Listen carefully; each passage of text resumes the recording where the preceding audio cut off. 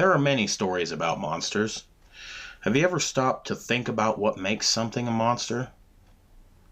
Sharbadi, Dracula, Grendel, and Slenderman are all different. Yet, they share some fundamental quality.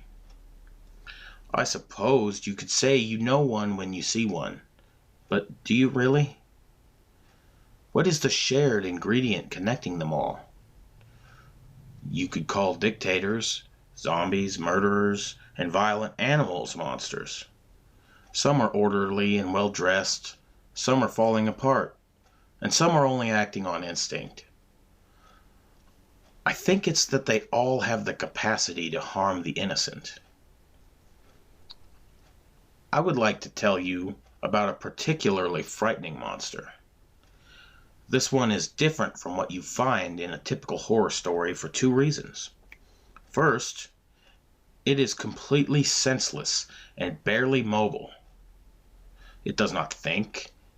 It won't chase you or intentionally try to harm you at all. It is unaware of your existence or its own, an idiot lying alone in a crushing blackness. At one single point in time, it lashed out in an act of violence. But ever since, it lies almost perfectly still in the darkness, while people try to forget it even existed. Now, it simply sits there. Even if you approach it, neither fleeing nor pursuing you, it will not try to psychologically manipulate you, trick you, eat you, or anything we often associate with monsters. It is more dangerous than that. If you get too close, it will destroy you, and you won't even notice it is happening until it is too late. The second thing to keep in mind is that it is real. Many scary stories claim to be true, but by the end of this reading, you will realize that I am not lying. The monster is out there in the world right now as you read this. You probably don't believe me yet, but allow me the opportunity to convince you. Before we begin, some background. Years ago, mankind created it with the idea that they would keep it contained and use it as a source of energy. Thanks to carelessness and poor training, however, the experts lost control of it. And in return, it caused a massive explosion before escaping into the basement, where it waits to this day. I can tell you how to find it yourself, but please don't actually try it. To begin with, it is highly illegal. It was originally created by humans. The powers that be will not appreciate you looking for it. Anyone going on this journey will almost certainly be caught and arrested. And they will be the lucky ones, facing only a fine and a stint in prison. The laws are in place for your own protection. Those who make it through will face almost certain death as the monster shreds their body to pieces before they've even realized it. How much are you willing to risk assuaging your curiosity? There are two options for getting close. I recommend the more difficult route, as your chances of success are higher. You must travel to a remote village and take a lonely hike through the wilderness and into the desolation. I suggest stocking up on backpacking and camping supplies and enough food to survive a couple of days outside.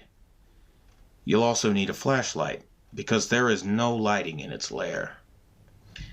If you don't want to hike, you could book a tour. Of course, profiteers sell tours of the area surrounding it. It killed many people and chased thousands more from their homes. And now there are tours. People can be hard to understand sometimes. On the other hand, how different is that from your own curiosity? At any rate, I don't recommend the tour. They won't take you close enough for you to see it for yourself, and if you try to sneak away from the group, The authorities will be alerted to your disappearance, and you will be caught. Stick to the hike. When you arrive at the starting point, you will find yourself in a small city of about 10,000 people near a river. They call it a city, but it's more like a modest town. This is the last populated outpost before you journey north into the realm of the beast.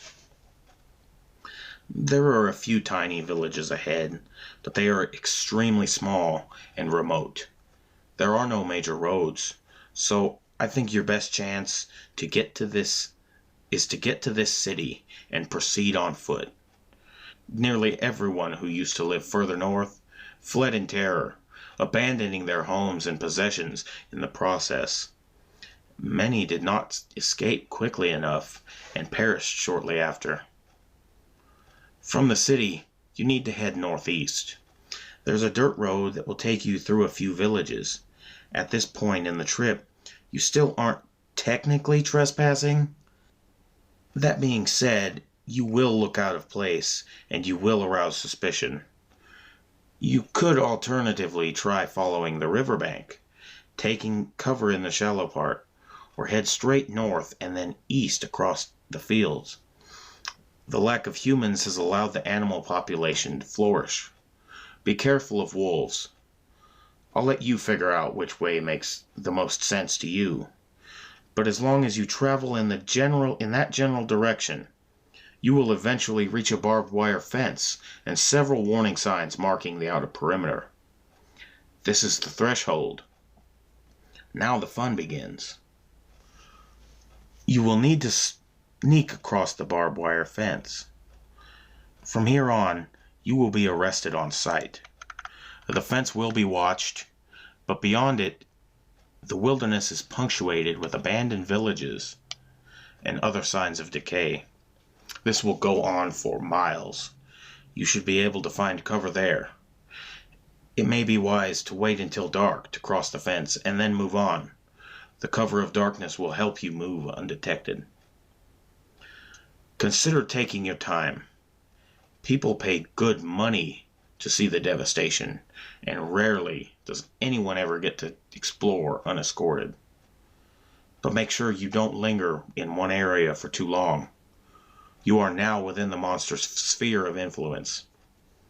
Though, at this distance, it's still fairly weak. You probably didn't even notice, but it's already beginning to work on you. You need to travel east after crossing the barrier. If you begin to see blood-red, petrified trees, you're starting to get close. The monster destroyed the trees in its outburst and caused them to petrify in this unnatural color. Only a few remain. Most have fallen. Your demise won't be as glamorous. Eventually, through the murky darkness, you should be able to discern a large, man-made lake with a mostly abandoned city on its northwestern shore, and an industrial site further in the distance. In the dark, it might be hard to see. Head for the city streets, but remember to be discreet. There are few people here, mostly government-approved workers. Some are working on the construction of a solitary new building.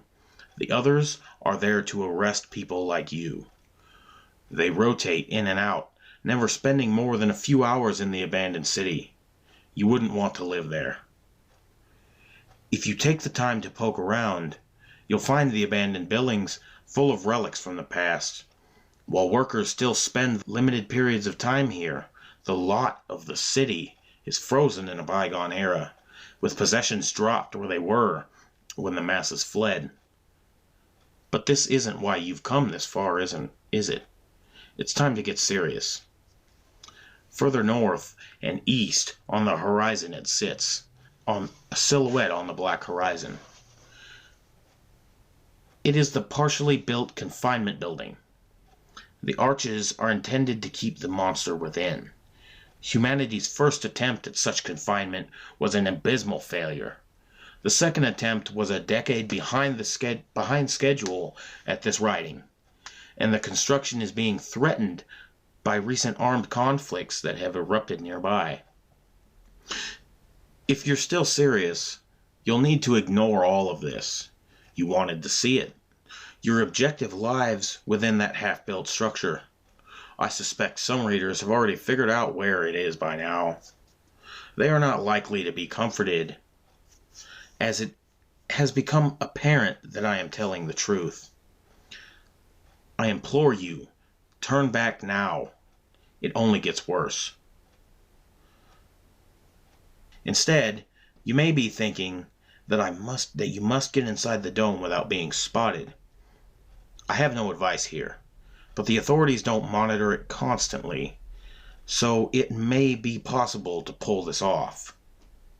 The dome is designed to keep the monster inside, and is not intended for easy entry and exit. You'll have to survey the situation for yourself.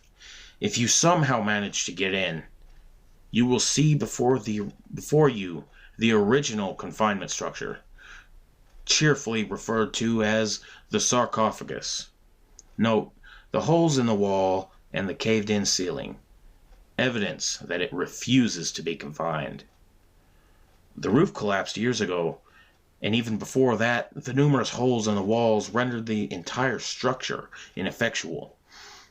Gaining entry from here should not be difficult, and at this point the authorities will not be a problem unless you were spotted climbing into the dome.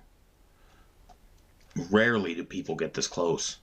The monster's effect on you is growing now. If you've made it this far, your chances of survival have decreased. It's already destroying you. Perhaps descending directly from the tall smokestack of the sarcophagus is the best way to get your bearings. The wreckage inside is immense and will make maneuvering difficult. The fallen metal beams are all around, with narrow and unstable walkways in between. Further collapses of the inner structure are possible, so proceed with extreme caution. You will need to proceed to the center of the structure and then descend. There is a large pit several meters away from the base of the smokestack. The monster lies directly under it, but I recommend not crawling straight down through the pit. Instead, try to get at it from the side. Find a collapsed bit of floor to crawl into the dark basement. There may even be an access shaft or stairs available. Beyond that, the beast is waiting for you. You're so very close now. I hope you've brought a flashlight, because it's the only way to see. The electricity doesn't work. Take a look around the halls and inside the moldering basement tunnel. Have you kept your orientation?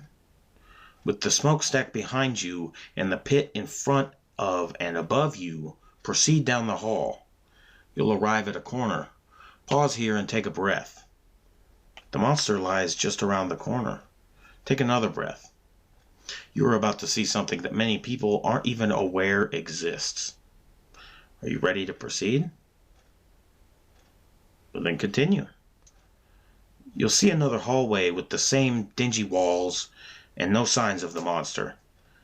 The only thing out of the ordinary will be a rounded lump that appears to be partially liquefied rock oozing from the back wall. It will seem almost alien. Go ahead. Get close. Reach down and touch it. It should feel warm. You've found it. At this point, you ask yourself, what madness drove you to travel here? The monster is commonly known as the elephant's foot.